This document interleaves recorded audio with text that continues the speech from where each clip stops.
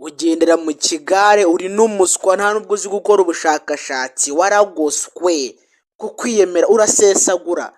Ninde wakubwiye ko gushyira isosi muri teremusi bibujijwe? Wayishyizemo ubyuka usanga yahagaze, wayishyizemo usanga teremusi yamenetse. Kubera icyo udashyira isosi muri teremusi? Wirirwa usesagura amafaranga ngo uri kujya ngo gushaka ngo ibisoro ngo bishyushya bya 60 bya 40, teremusi igura 8,000, uri gusesagura. Kuki usesagura? Kuki udashyira isosi muri teremusi?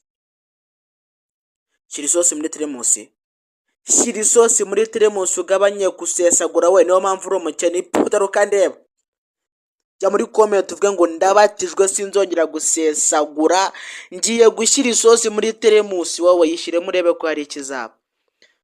Muri specification za teremusi hari ahantu wabonye ngo kirazira gushyiramo isosi. Kuki utayishyiramo? Kuki usesagura? Wize ekonomi kumara iki?